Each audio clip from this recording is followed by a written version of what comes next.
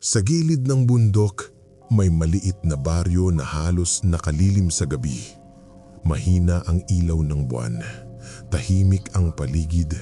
Mga bubong na yero ang tumutunog dahil sa ihip ng hangin. Minsan, maririnig mo lang ang malayong huni ng kuliglig o ang kaluskos ng mga dahon. Si Lando at si Temyong ay magkaibigan. Magkapit-bahay sila at madalas magkasama sa trabaho. Ngayong gabi, sila ang nakatambay sa bakuran ng lumang bahay ni Mang Isko. Bantay sarado ang tawag sa trabaho nila. Siguraduhin na walang ibang nakapasok o lumabas sa bahay kapag gabi. Nakaupo si Lando sa ilalim ng punong mangga. Hawak ang batuta. Minsan ay tumitingin sa kalsada. Si Temyong naman ay nag-iikot sa bakuran. Mataas ang konsentrasyon nila. Alam nila na kahit maliit na ingay ay maaring may dahilan. Ngunit may kakaiba sa hangin ngayong gabi. Mas malamig kaysa dati. May halong amoy ng basa na lupa. Si Lando ay may napansin agad. Ramdam niya na parang may nakamasid sa kanila. Temyong, bulong niya. May nararamdaman ako. Tumigil si Temyong. Tumanggo siya at tumingin sa gilid ng bakuran. Sa gilid ng bakuran, may gumagalaw na anino. Mabagal ang galaw. Hindi siya parang tao. Unti-unting lumalapit sa kanila. Kinakabahan si Lando. Ramdam niya ang pawis sa noo at likod. May yabag, mabigat at mabagal, para bang may malaking nilalang sa dilim. Lando, aswang to, bulong ni Temyong. Hindi sila makagalaw. Lumapit ang nilalang sa bakuran. Maliit lang ang liwanag sa paligid, pero kitang-kita nila ang anyo nito. Payat, matangkad, may mahabang buhok. Parang basa ito sa ulan o sa pawis. Hindi malinaw. Ang mga mata nito ay pula. Nagkatinginan si Lando at Temyong. Pareho silang natatakot pero alam nila na kailangan nilang mag-isip. Tumakbo sila papasok sa lumang bodega. Maraming kahon at lumang kagamitan. Nagkubli sila sa likod ng mga kahon. Ang aswang ay hindi natitinag. Naglakad sa bakuran.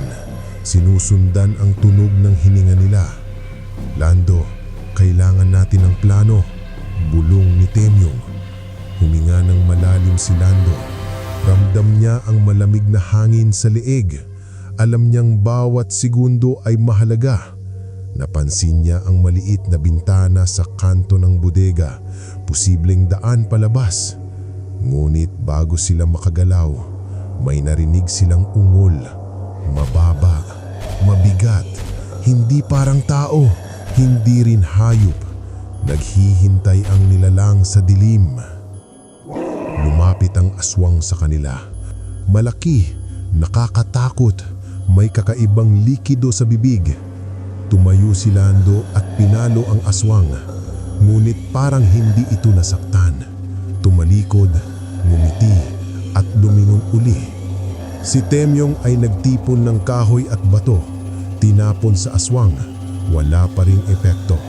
Ang nilalang ay mabilis, matibay at tila alam niya ang bawat galaw nila.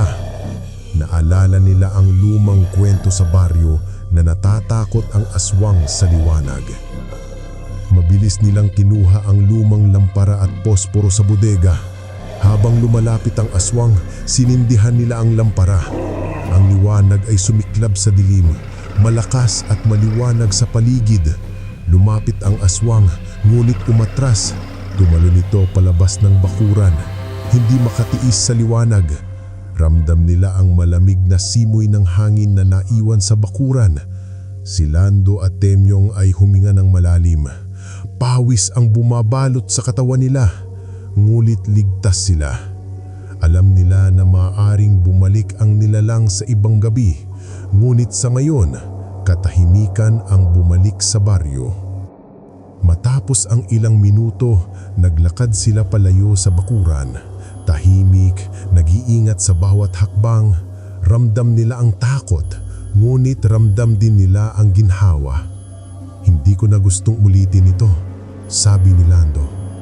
Tumanggo si Temyong. "Pareho tayo, pero kailangan nating magsabi sa iba para handa sila sa susunod." Ang gabi ay patuloy na tahimik. Ang liwanag ng buwan ay nagbigay ng gabay. Ngunit sa bawat anino, may pakiramdam silang hindi pa tapos ang panganib.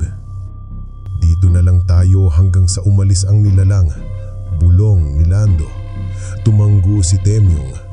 Ngunit sa kabila ng katahimikan, may tunog silang narinig.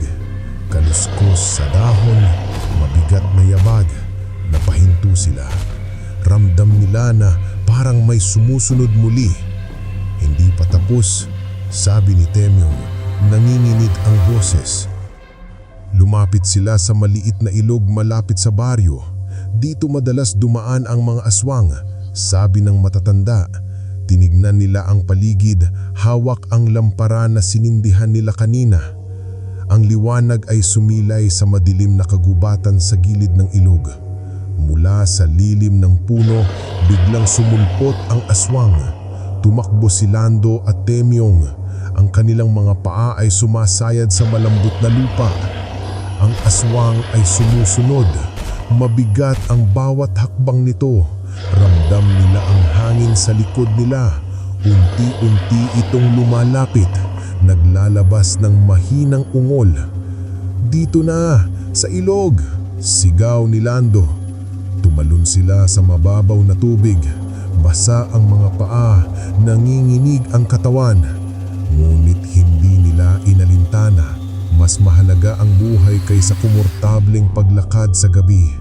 Ang aswang ay huminto sa gilid ng ilog. Tumitingin sa kanila, tila naguguluhan. Ang liwanag ng lampara ay lumiwanag sa dilim, parang sumusunog sa paligid ng nilalang. Nagulat sila nang pansamantalang umatras ito, ngunit alam nila hindi pa ito tapos. Tumakbo sila papunta sa baryo, palayo sa ilog. Ang bawat tunog ay pumapasok sa kanilang pandinig.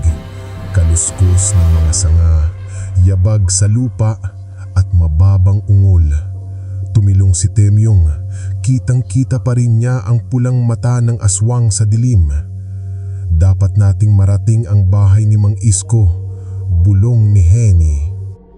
Pinabilis ni Lando ang takbo. Ramdam niya ang bawat tibok ng puso. Si Temyong ay kasing bilis din. Pareho silang natatakot, pero alam nila kailangan nilang magtulungan. Pumasok sila sa lumang bakuran ng baryo at dito huminto sandali. Huminga sila ng malalim, tinatangkang kontrolin ang kaba. Ngunit ramdam nila may malamig na hangin sa paligid. Ang aswang ay nagtatago sa dilim, nakamasid. Si Lando ay sinubukan muling sindihan ang lampara. Lumiwanag ang paligid, mas malakas kaysa kanina. Tumakbo sila palapit sa ilaw ng baryo na dyan madalas may tao at baka makatakas sila. Lumapit ang aswang, ngunit parang nasaktan sa liwanag. Tumalikod ito, tumalon sa lilim ng mga puno at nakaramdam ng kaunting ginhawa. Ngunit ang nilalang ay hindi basta-basta mawawala. Ramdam nila na sa bawat gabi, sa bawat anino sa bundok, may posibilidad na bumalik ang aswang. Ngunit sa gabing ito, nanatili silang